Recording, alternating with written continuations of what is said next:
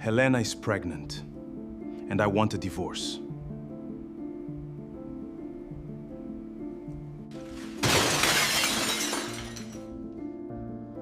Before you throw me out, find out who actually pays for this house.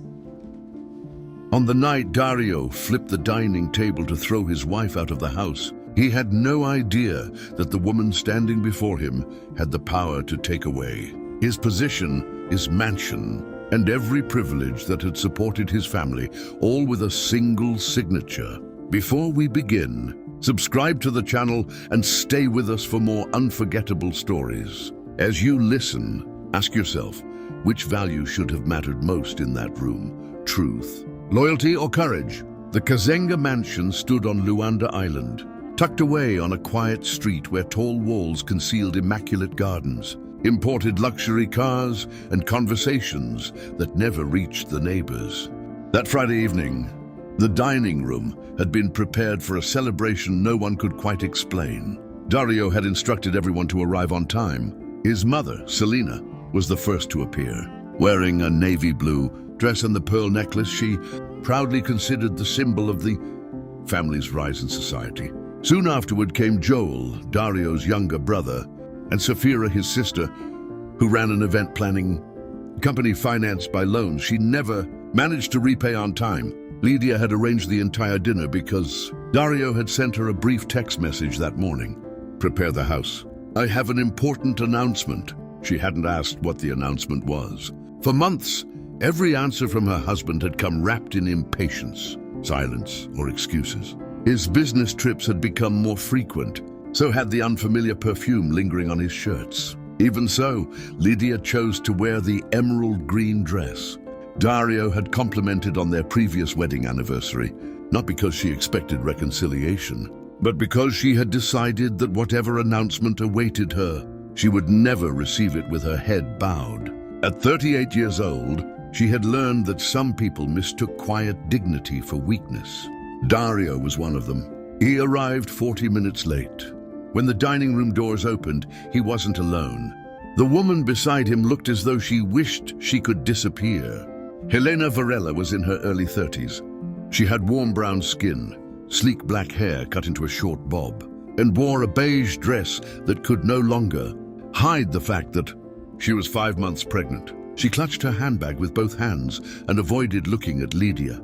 Dario, on the other hand, walked in like a man expecting applause. "This is Helena," he announced. Selena glanced first at Helena's belly before looking at her son's face. A discreet smile formed on her lips. Joel raised his eyebrows in surprise.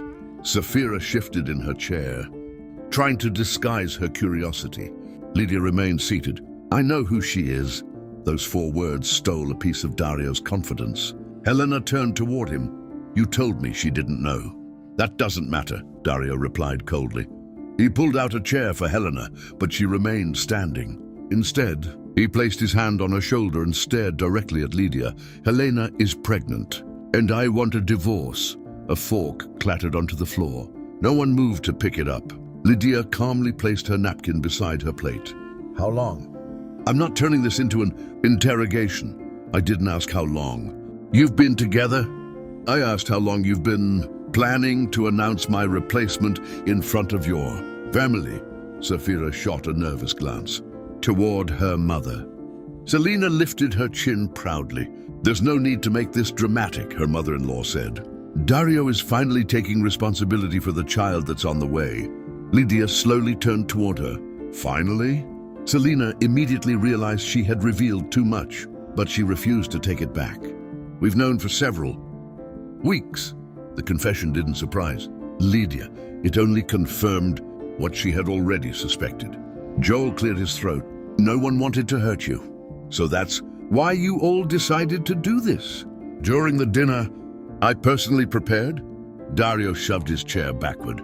"That's enough. The house is in my name. I want your things gone by Monday." Lydia stood up and picked up the small black folder resting beside her chair.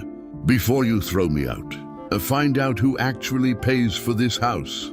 Dario laughed dismissively. "There you go again with your little mysteries. For years I've supported this family while you pretended to work as some mysterious consultant. Nobody's ever heard of. Lydia's expression never changed. You never cared enough to ask. I don't need to ask. I know how much I earn. I know who signed the papers for this house. I know who pays every employee here. Do you? The question struck a nerve. Dario had never tolerated anyone questioning his authority. He stepped closer. Don't challenge me inside my own house. It isn't your house. His face hardened instantly. Selina rose to her feet. Lydia, show some respect. My son gave you everything. Lydia looked at her mother-in-law, then at Joel and Sapphira. None of them seemed disturbed by the sight of the pregnant mistress standing in the middle of the dining room. The only thing that bothered them was that the woman they expected to break was still standing. Dario didn't give me this life, she said quietly. He simply lived in it. Dario slammed both hands onto the edge of the table. Shut up. No. In one violent motion, he lifted one side of the massive dining table and flipped it over, serving dishes. Crystal glasses, silverware, and porcelain plates slid across the polished wood before crashing onto the marble floor. The sound echoed through the entire mansion. Helena stumbled backward. Sapphira screamed. Joel grabbed his chair before it tipped over. Selina instinctively reached for her pearl necklace. Only Lydia didn't move. She remained standing on the opposite side of the overturned table, holding the black folder tightly against her chest. The distance between her and Dario suddenly felt far greater than the few feet separating them. Monday, Dario repeated. I want you out of this house by Monday.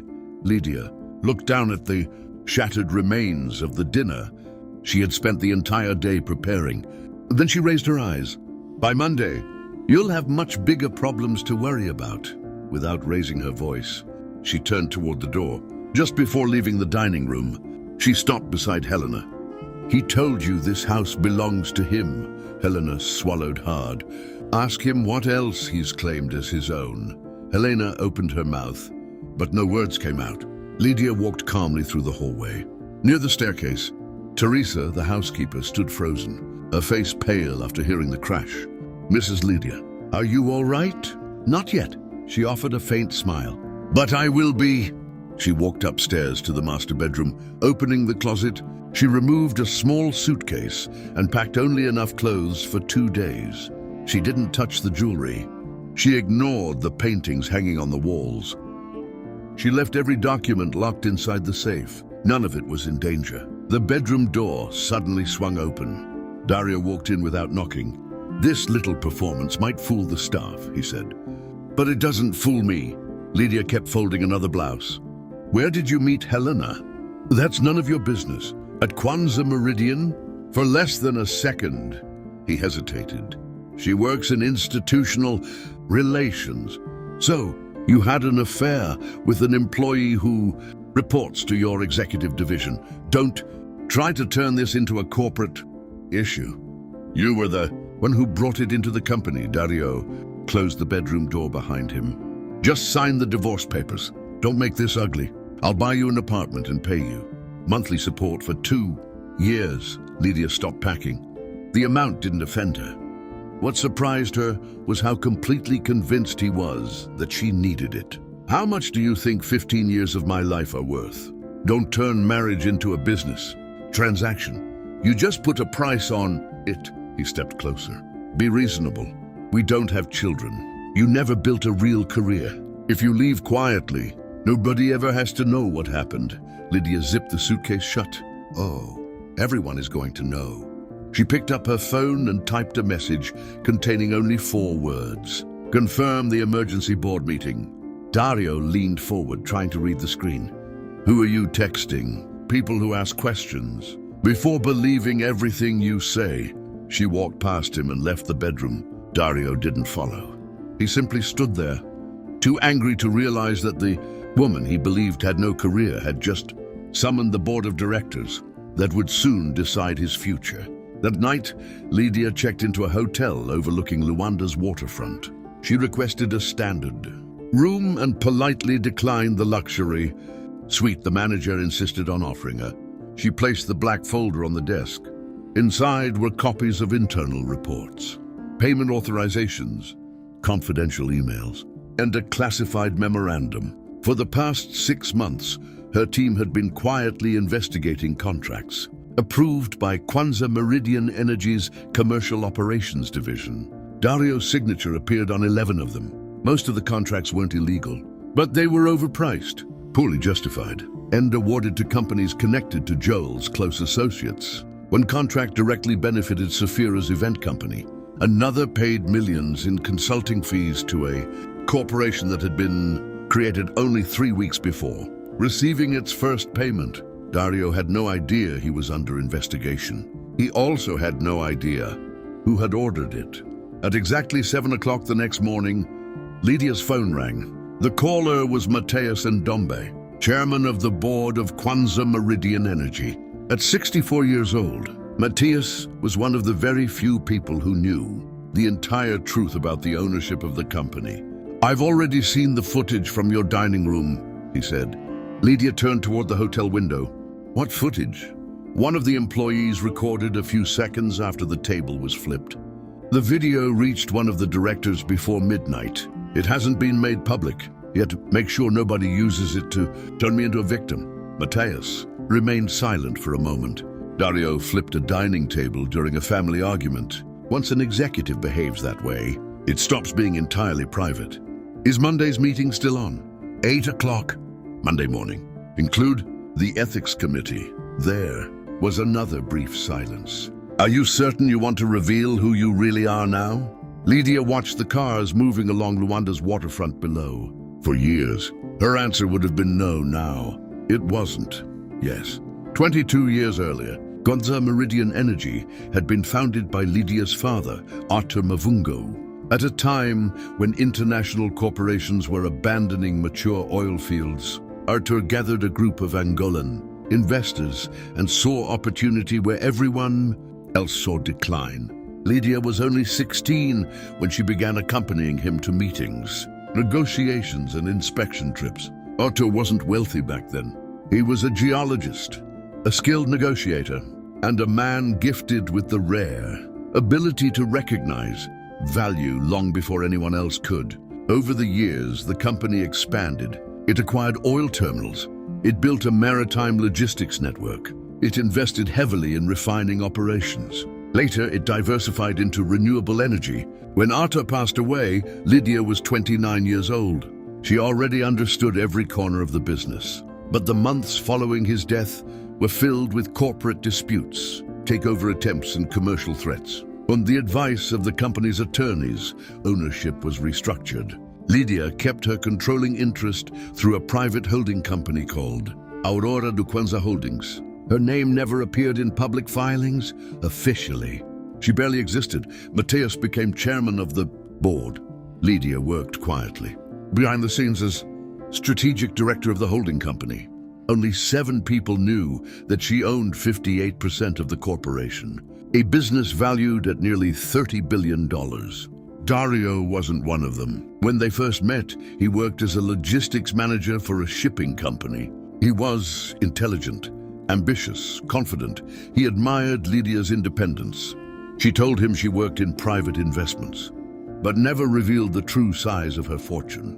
At first, the secret protected the company. Later, it protected the marriage, or at least, that's what she kept telling herself. Dario constantly insisted that he wanted to build his own legacy. He often joked that he could never live as the husband of a powerful woman. Lydia believed she would eventually tell him everything, once he felt secure enough in his own accomplishments. That day never came. 2 years after they married, Dario applied for a position at Kwanza Meridian. Lydia never interfered in the hiring process. He earned the job on his own, but whenever obstacles threatened his career, she quietly made sure he was given a fair opportunity. When others judged him unfairly, she protected him. When he demonstrated real ability, she approved promotions he genuinely deserved. Dario slowly rewrote that history inside his own mind.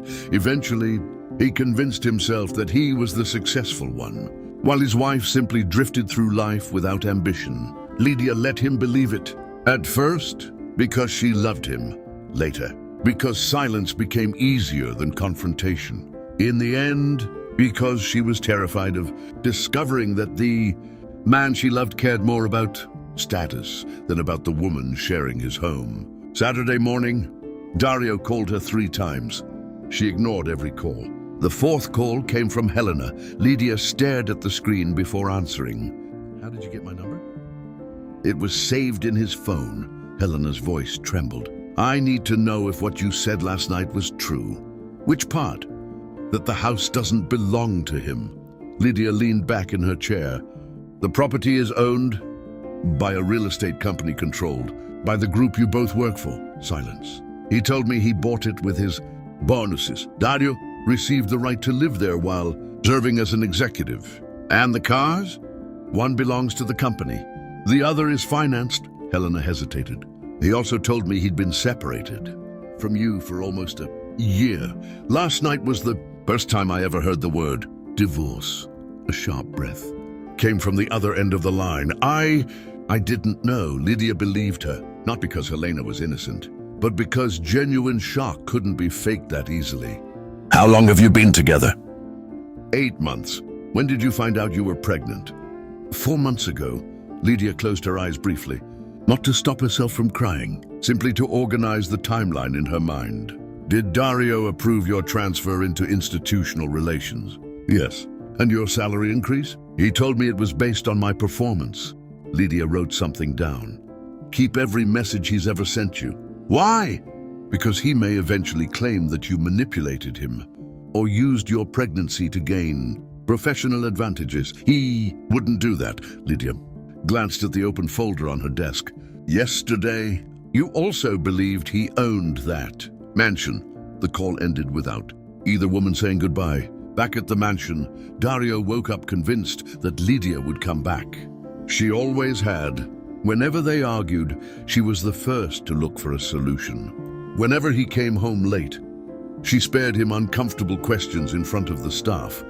So he spent the entire morning walking through the wrecked dining room. Like an offended homeowner, Selena supervised the servants as they swept away the shattered porcelain. "We'll have to redecorate everything," she said. "Once Helena moves in, this room should feel brighter." Dario stood by the window. "Lydia still hasn't signed anything." She will. "She made a strange threat." Selena laughed dismissively. "That woman has always loved acting mysterious. It's the only way she knows how to hide the fact that she's accomplished nothing." At that moment, Joel rushed into the room with his phone in his hand. "We have a problem." Dario turned. "What is it?" "The audit committee just suspended 3 payments to my companies. It's probably a routine review." "It has never happened before." Safira walked in immediately afterward. "My contract for the annual corporate event has been frozen too." Dario pulled out his own phone. A new email waited in his inbox. "Mandatory attendance emergency. Board meeting Monday, 8 a.m.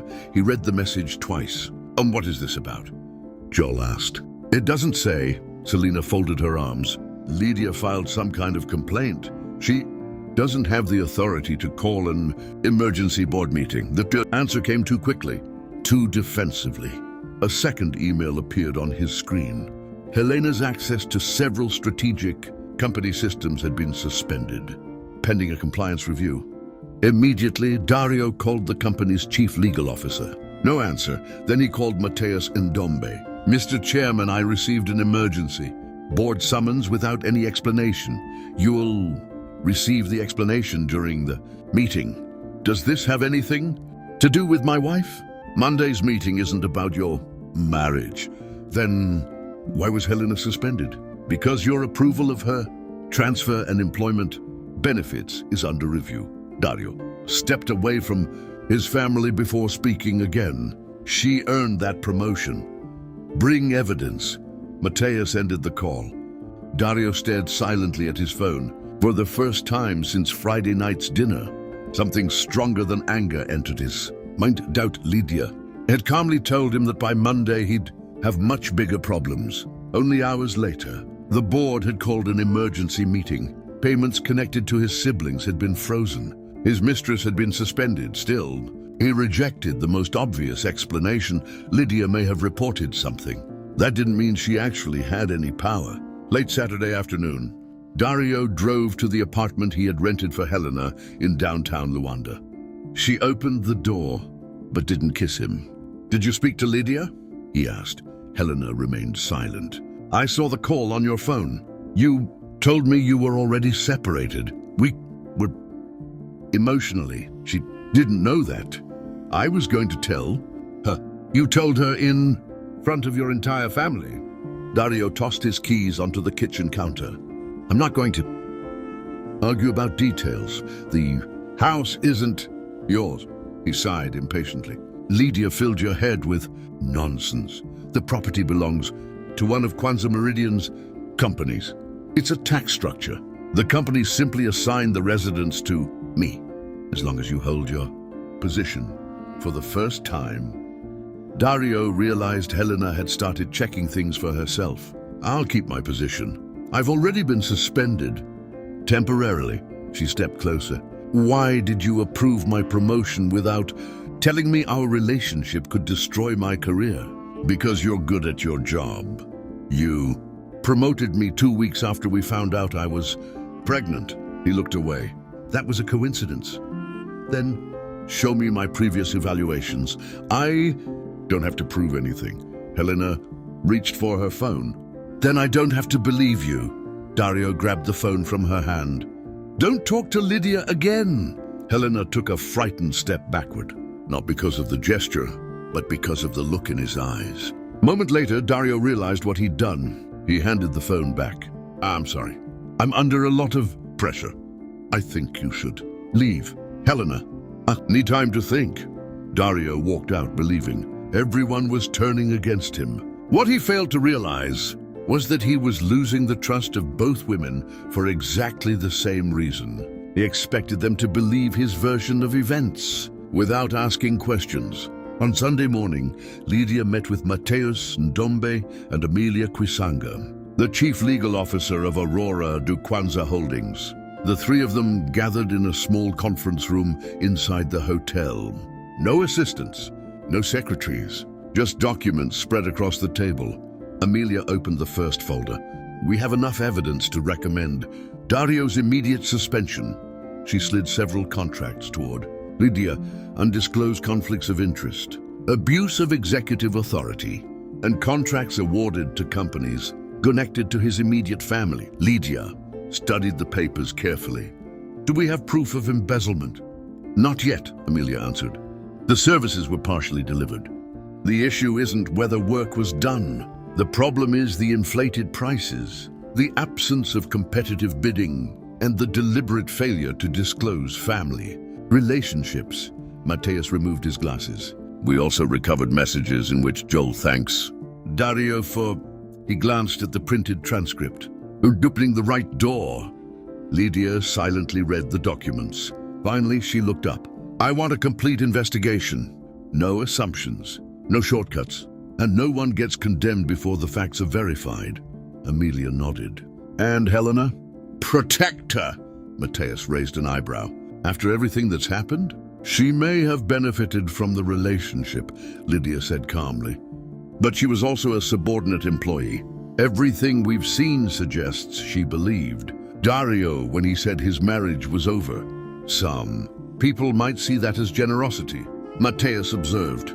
"It isn't generosity." Lydia closed the folder. "It's the correct procedure." Silence filled the room. Then she spoke again. "Tomorrow, I'll reveal who I am." Neither of them interrupted. "After that," she continued, "no one will be able to claim this investigation was launched simply because my husband wanted a divorce." Amelia sighed. "They'll say it anyway. Then we'll let the evidence speak." Louder than rumors, Monday morning arrived beneath a perfectly clear sky, the glass tower of Kwanzaa. Meridian energy reflected the sunlight across Luanda's skyline. At exactly 7:20 a.m., Dario stepped out of his car wearing a tailored gray suit. In his briefcase were Helena's performance reviews, copies of the contracts, and carefully selected emails he believed would defend him. He greeted employees as if it were any ordinary Monday. Some nodded politely, Others avoided eye contact altogether. His access card unlocked the main entrance. But when he reached the executive elevators, the scanner flashed red. He frowned. Tried again. Another red light. A security officer approached respectfully. "Good morning, Mr. Kazenga. My card isn't working." "It is, sir. Then why won't the elevator open?" "Your access has been temporarily restricted." "Restricted? You're authorized. Only up to the 18th floor. I'm a member of the executive board." "I understand, sir. Those are the instructions we've received." Dario immediately called Matthias's office. Within minutes, an executive assistant came downstairs to escort him personally. When Dario entered the boardroom, 12 people were already seated around the long conference table. Matthias sat at the head. Amelia occupied the chair beside him. Independent board members, auditors, investor representatives. Every seat was filled, except one. An empty chair waited at the opposite end of the table. Dario stopped walking. "Is this some kind of setup?" Matthias looked up. "Take your seat. I'd rather know who's accusing me first." "You'll find out soon enough," Dario placed his briefcase on the table. "My wife is trying to destroy my career because of a private family matter." Amelia looked directly at him. "Your wife isn't in this room yet," as if on cue. The conference room doors opened. Lydia walked inside. She wore an elegant white tailored suit. Her hair was tied back neatly. A blue portfolio rested in her hands. She no longer looked like the quiet woman who had stood silently beside an overturned dining table only 2 nights earlier. She looked exactly like someone who belonged there. 2 board members immediately stood to greet her. Dario let out a short, disbelieving laugh. "This is ridiculous. She isn't authorized to attend this meeting." Matthias didn't even blink. "She has more authority than anyone else in this room." Lydia calmly walked to the empty chair and sat down. Dario looked around the table. He expected someone to smile, someone to admit it was all a joke. Nobody did.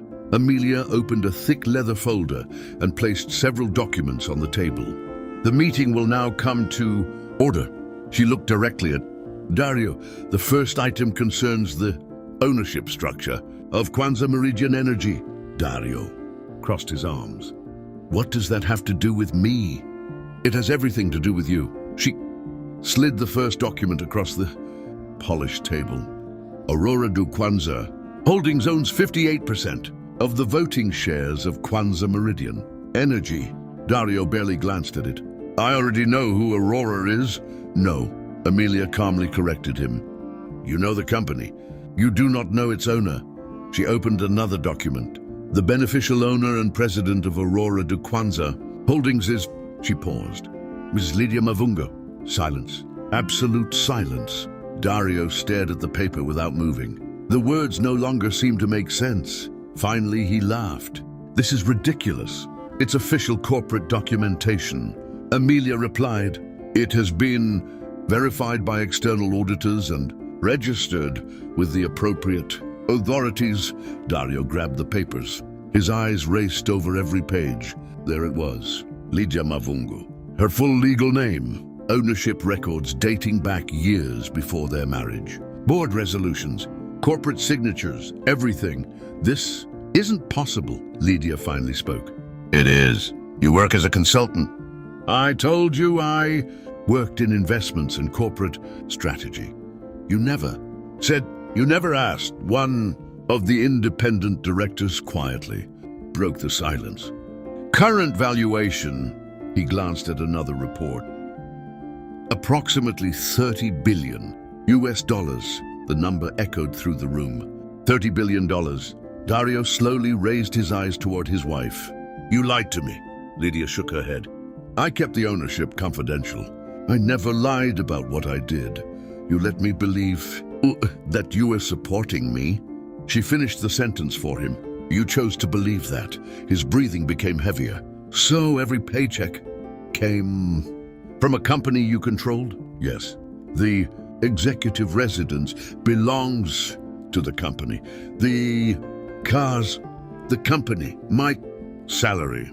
Kwanza Meridian." Every answer came calmly, without anger, without satisfaction. Just facts. For the first time in years, Dario felt truly small. He looked around the room. You all knew? Mateus answered first. Only a handful of us, and none of you told me. It wasn't our secret to tell. He turned back toward Lydia. You watched me spend years believing I built everything myself. I watched. You stop asking questions. His jaw tightened. I earned my promotions. You earned many of them, she nodded. But not all of your opportunities happened by chance. The room became even quieter. I never asked anyone to promote you simply because you were my husband. Lydia's voice remained steady. But when someone tried to block your career unfairly, I made sure you were judged by your work. Dario's face changed. So, you helped me.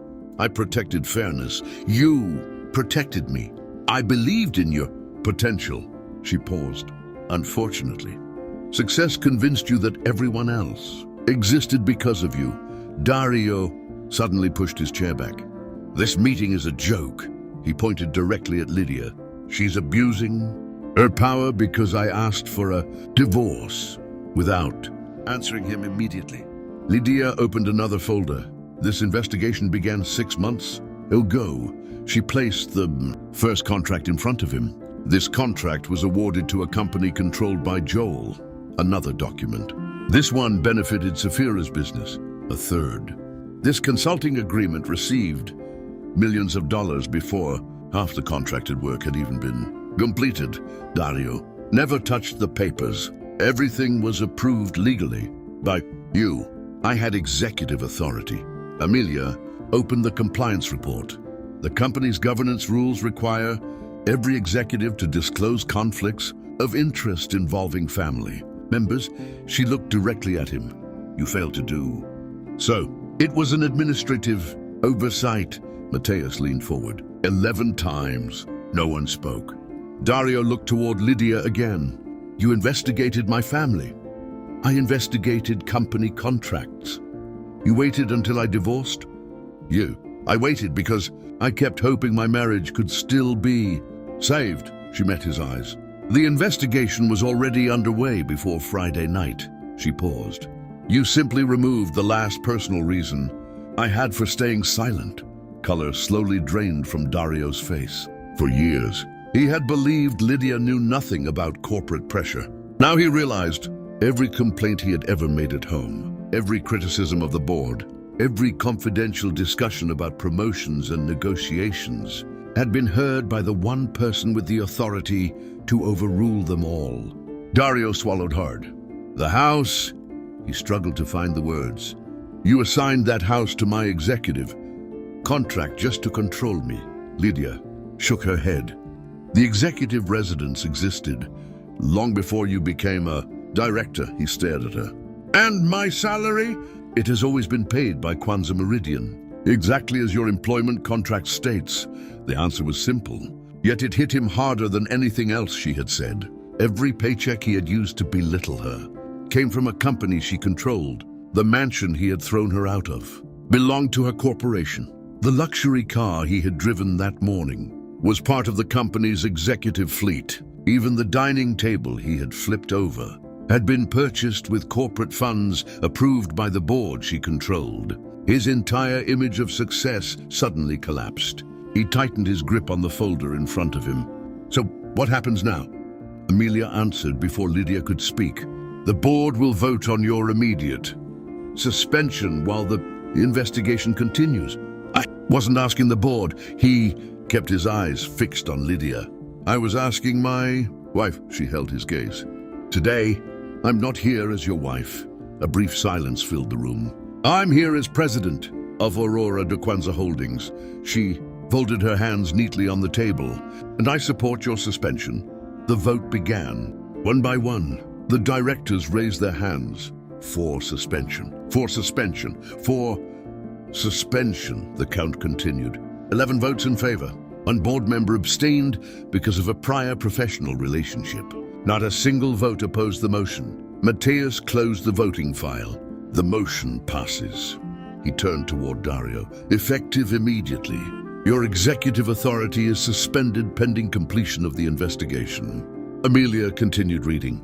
You are required to surrender your executive identification card, company laptop, mobile phone, and all confidential company materials before leaving the building. She looked down at another page. You will continue receiving your base salary until the investigation concludes.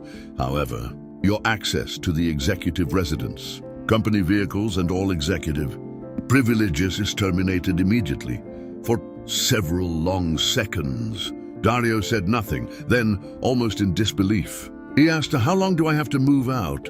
Amelia consulted another document. 72 hours, a bitter laugh escaped him. Friday night. I gave her until Monday. He looked around the room. And now you're giving me 3 days, Lydia answered quietly. The company follows procedures. She paused. You should have done the same. Slowly. Dario gathered the papers scattered across the table. He stood, walked toward the door, then stopped. Without turning around, he spoke. You could have told me. Lydia looked at the man she had spent 15 years loving. Her answer came softly. And you could have asked who I really was. Before deciding who I wasn't, Dario lowered his head. For the first time, he had no reply. He opened the door and walked out of the boardroom alone before noon. News of his suspension had spread throughout the company. By early afternoon, someone leaked the video recorded during Friday night's dinner. Although Lydia's face was only partially visible, the footage quickly spread across social media. Millions watched the executive flip the dining table. Millions formed opinions. Some called Dario the victim of a deceptive wife who had hidden her fortune. Others praised Lydia as a woman who had delivered the perfect revenge. Neither version reflected the truth. Lydia wasn't interested in revenge. She wasn't trying to become a symbol. She simply wanted to stop disappearing inside her own life. That same afternoon, Helena arrived at Kwanzaa Meridian headquarters without an appointment. She asked to speak with Amelia. When she entered the legal office, she carried a folder in one hand and her phone in the other. I'd like to cooperate, she said quietly. Amelia invited her to sit. Helena handed over printed text messages, copies of performance evaluations, and bank transfer records. Lydia was informed that Helena had arrived, but she chose not to attend the interview. Helena spoke openly. Dario told me he was already separated. He said the marriage existed only on paper. He promised we'd live together in the executive mansion. She lowered her eyes. He also asked me to delete some messages after my promotion. Amelia took careful notes. You understand this statement may become part of the investigation? I do. You also understand you could face disciplinary action. Helena nodded. I know. She rested both hands gently on her stomach. I'm not pretending I made no mistakes. I knew he was still legally married. I simply chose to believe what was convenient. Amelia closed the folder. Would you like to file a formal complaint?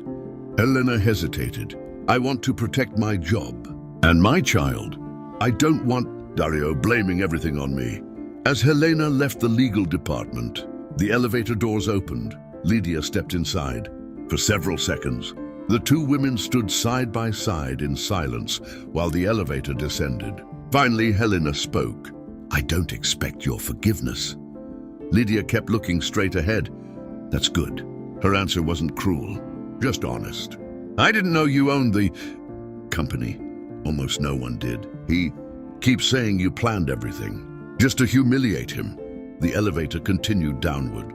Lydia watched the floor numbers change. Dario has always believed that every consequence he can't control must have been planned by someone else. The doors opened on the ground floor. Before stepping out, Helena turned toward her. Are you going to fire me? No. Helena looked surprised. Not because you're pregnant. Not because you believed his lies. Your work will be evaluated separately. And the relationship? The ethics committee will decide according to company policy. Lydia paused. But they'll also consider the imbalance of power between a senior executive and a subordinate employee. Helena nodded slowly. I'm sorry. For the first time, Lydia looked directly at her. Being sorry won't change what happened. She held Helena's gaze. But it can change what you choose to become. The elevator doors closed behind them as they walked away in opposite directions. Meanwhile, The Kazenga family was beginning to realize how much their lives had depended on privileges they had mistaken for permanent wealth. Selina wandered from room to room inside the mansion. She pointed at furniture, paintings, decorations. "They can't take all of this," she insisted. "It's practically ours." Sapphira spent the afternoon calling lawyers. Joel contacted investors, business partners, and old friends. Very few answered. Late that evening, Dario walked back into the dining room. The broken table had already been removed. Temporary furniture stood in its place. Selina looked at him. "This is all Lydia's revenge." Dario didn't answer immediately. The investigation started before Friday, so she planned everything. He slowly rubbed his forehead. "No, the contracts were wrong." Selina froze. "What did you just say?" "Joel's companies charged above market value. They delivered the work without competitive bidding." Sapphira suddenly walked into the room. "And whose approval did those contracts have?" She folded her arms. "Yours. They told me the pricing was justified." Joel entered seconds later. "Don't put everything on us. You wanted your share too." The room fell silent. Selina slowly turned toward her younger son. "Joel." But it was already too late. Dario looked directly at him. "My share?" Joel realized what he had revealed. "I didn't mean..." "You said my share." Joel swallowed. "It was just an expression." Dario stepped closer. "No, tell me." Joel finally looked away. "You asked us to set aside part of the money." Dario grabbed his brother's arm. "What are you talking about?" Joel pulled away. "You signed every contract. Don't pretend you knew nothing." For the first time, the family that had united to humiliate Lydia began searching for someone else to blame. The room fell into a heavy silence. Selina was the first to recover. "Enough." She looked from one son to the other. "The important thing now is convincing Lydia to withdraw the complaint." Dario slowly turned toward his mother. "This isn't a personal complaint." He spoke more quietly than anyone had ever heard him. "It's a corporate investigation. For her, it's the same thing." "No," he shook his head. "That was my mistake." The word surprised everyone, including himself. Without another word, Dario walked upstairs. For the first time since moving into the mansion, he stopped seeing it as proof of his success. Every piece of furniture, every painting, every luxury item suddenly felt borrowed. He opened Lydia's closet. Most of her dresses were still hanging, exactly where she had left them. Boxes, shoes, scarves, everything remained untouched. The small suitcase she had taken Friday night represented less than 10% of what she owned. She hadn't left because she believed she'd lost the house. She had left because she no longer wanted to live with him. Dario slowly sat on the edge of the bed. As he opened one of the bedside drawers, he noticed a sealed envelope. His name was written across the front. He carefully opened it. Inside was a handwritten letter. The date caught his attention. It had been written 3 years earlier, but it had never been given to him. He began reading. "I'm afraid we've both become actors inside our own home. You play the man who carries every burden. I play the woman who needs nothing. Neither of us is being honest anymore." He stopped reading for a moment. He remembered that evening. Lydia had asked him to have dinner without their phones. He had refused. He'd been waiting for an important call. The call informing him he was being promoted to executive director at Kwanzaa Meridian, the very promotion that had become the foundation of his pride.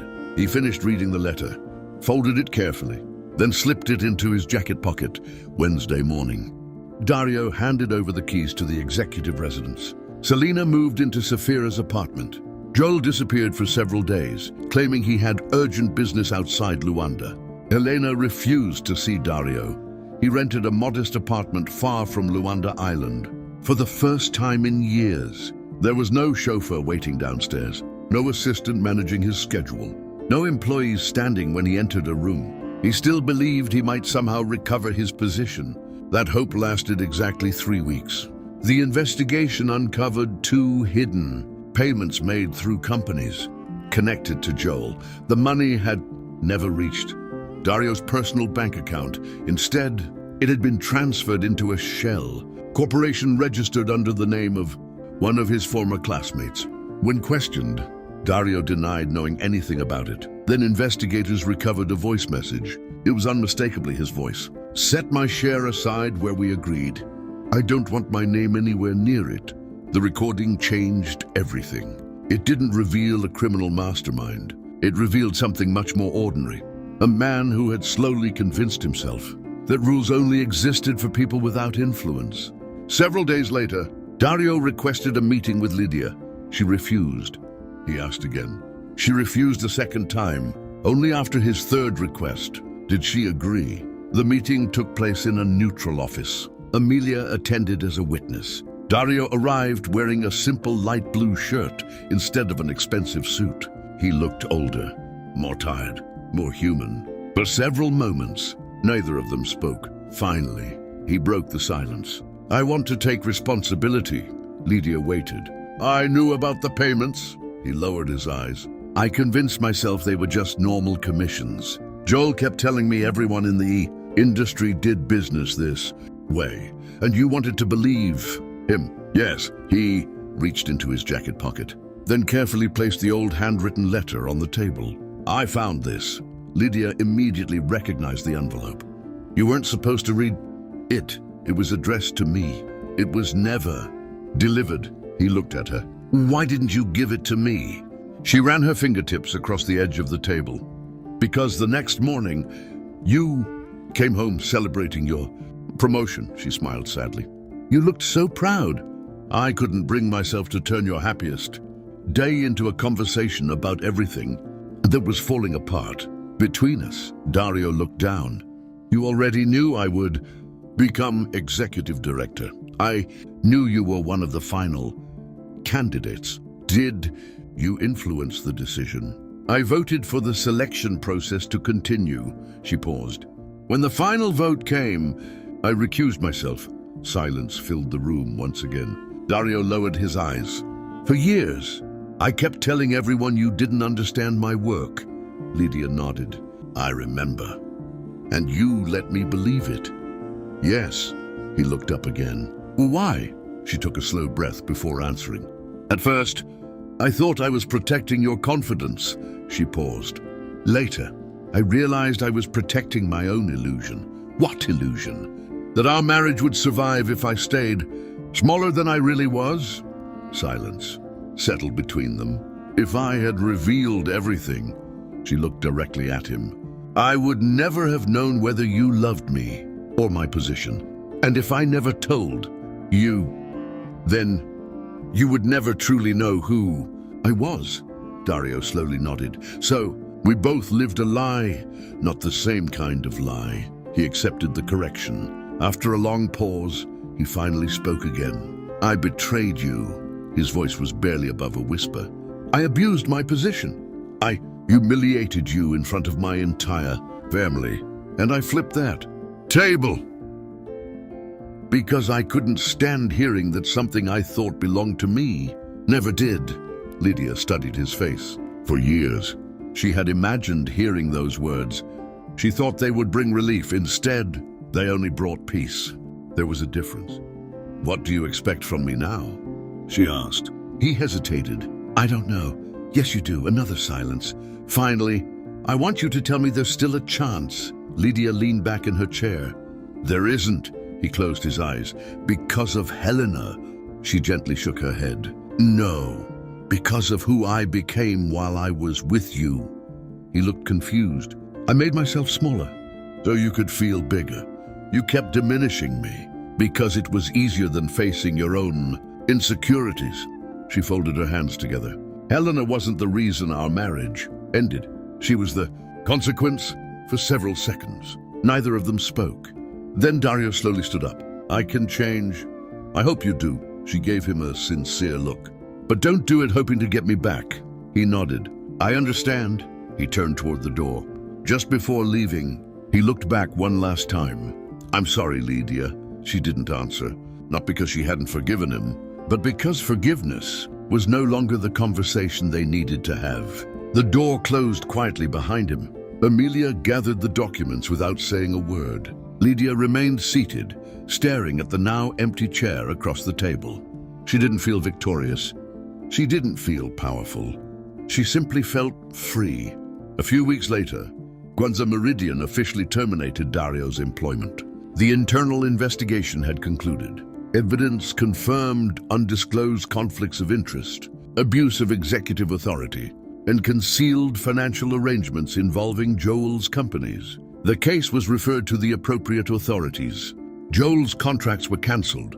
Safira's event company was ordered to return payments for services that had never been fully delivered.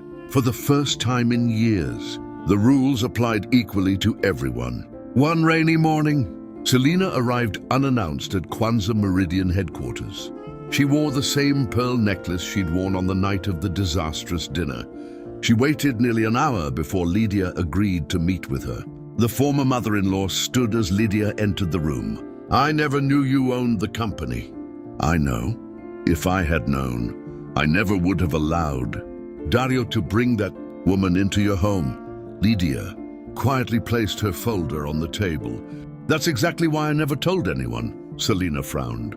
"I'm saying I would have defended you." Lydia looked into her eyes. "No, you would have defended my money." Selena looked hurt. "That's unfair. On Friday night, you already knew about the pregnancy. You already knew about the affair. You believed I owned nothing, and you still chose to humiliate me." Selena lowered her eyes. "I only wanted a grandchild," Lydia answered gently, but firmly. "And you decided that was enough reason to treat another woman as disposable." Selena sat down heavily. "Joel and Safira are going to lose everything. They're losing contracts they should never have received. Their family," Lydia nodded. "They were my family too." She paused. "At least until they believed I had no power."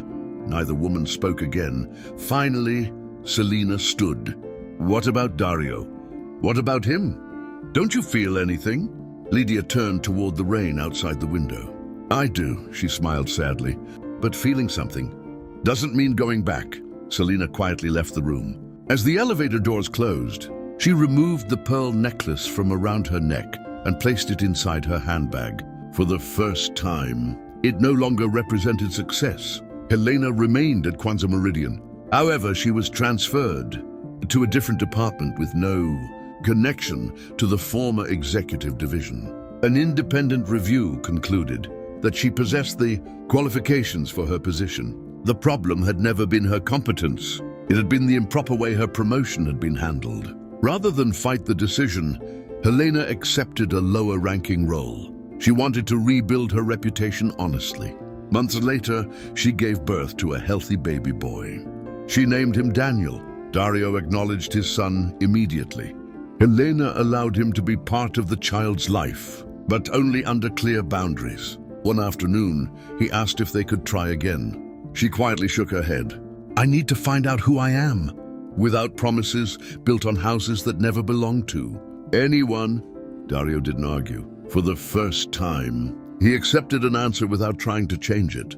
Without his executive title, without the mansion, without the image that had defined his identity, Dario accepted a position at a small logistics company on the outskirts of Luanda. His salary was only a fraction of what he once earned. The office overlooked a warehouse instead of the bay. No chauffeur waited outside. No assistant managed his calendar. No one stood when he entered a room. At first, he saw it as humiliation. Then, slowly, he realized something. It was simply work. For the first time in years, people judged him only by the quality of what he did. Not by his title, not by his office, not by his connections. He stopped introducing himself by mentioning Kwanzaa Meridian. He learned to admit mistakes before searching for someone else to blame. He didn't become a different man overnight. Real change never happens that way. But little by little, he became someone who no longer needed to pretend he was bigger than everyone else. Joel sold 2 of his luxury cars to pay part of his debts. Safira downsized her company and returned to organizing small private events. Neither sibling spoke to Dario for months. Each blamed the other for the family's downfall. The same family that had once united to humiliate Lydia now struggled simply to survive. Lydia changed too. For the first time in her life, she publicly accepted her position as president of Aurora du Kwanzaa Holdings. She no longer hid behind advisors or private offices. She attended shareholder meetings openly. She spoke to employees herself. She gave interviews. Her first major decision was to introduce a company-wide transparency program requiring every executive to disclose any family relationships connected to corporate contracts. Her second decision surprised everyone. Instead of moving back into the executive mansion, she donated the residence to the company. The building would become a leadership and training center for young women, pursuing careers in engineering, economics, business, and energy. The dining room, the very room where she had been publicly humiliated, was transformed into a library and collaborative meeting space. Teresa remained there as the residence coordinator. On the first day of renovations, she watched workers removing the replacement dining table. "Mrs. Lydia," she asked, "would you like us to order another long table?"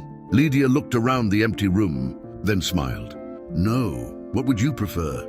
"A round table," Teresa smiled. "For how many people?" Lydia looked toward the windows overlooking Luanda Bay. "For enough people that no one ever needs to sit at the head." 6 months later, the Leadership Center welcomed its very first class. 12 young women arrived from every corner of Angola. Some came from Cabinda, others traveled from Benguela, Huila, Malanje, and Luanda. A few had never stepped inside a mansion before. Others had grown up surrounded by luxury, yet had never been encouraged to see themselves as future leaders. That evening, they gathered around the large round table in what had once been the Kazenga family's dining room. There was no head of the table, no seat reserved for the most powerful person. Everyone sat as equals. Lydia welcomed them personally. She spoke about leadership, responsibility, integrity. She shared parts of her own journey, but never mentioned the affair. She never mentioned the divorce. She never mentioned the viral video that millions had watched online. Instead, she spoke about something much more important. "Silence," she said, "can begin as protection, but if we're not careful, it eventually becomes a prison." The room remained completely still. One of the young women slowly raised her hand. "Mrs. Mavungo," Lydia smiled. "Yes. Do you regret not telling your husband who you really were from the beginning?" The question lingered in the air. Lydia didn't answer immediately. She looked around the room at 12 women whose futures were still unwritten. Then she smiled gently. "I regret believing that I had to become smaller, in order to be loved." No one spoke. No one needed to. Everyone understood. Later that evening, after the guests had gone, Lydia remained alone inside the old dining room. Outside the windows, the lights of Luanda Bay shimmered across the water. They looked almost identical to the lights she had seen on the night her marriage ended. Only everything else had changed. The marble floor no longer held shattered porcelain. The room no longer echoed with shouting. The old rectangular dining table, the one Dario had flipped over in anger, was gone forever. In its place stood a large round wooden table. Around it rested notebooks, engineering projects, business proposals, and 12 name cards belonging to women who were still writing the first chapters of their own stories. Lydia gently rested her hand on the back of one of the chairs. That night, she finally understood something she had spent years searching for. Dario had believed that flipping a table proved who held the power. He had been wrong. Real power was never about destroying what stood before you. Real power was deciding what deserved to be built afterward. Lydia looked one last time toward the bay. Then she turned off the lights, closed the door, and walked toward the future she no longer feared.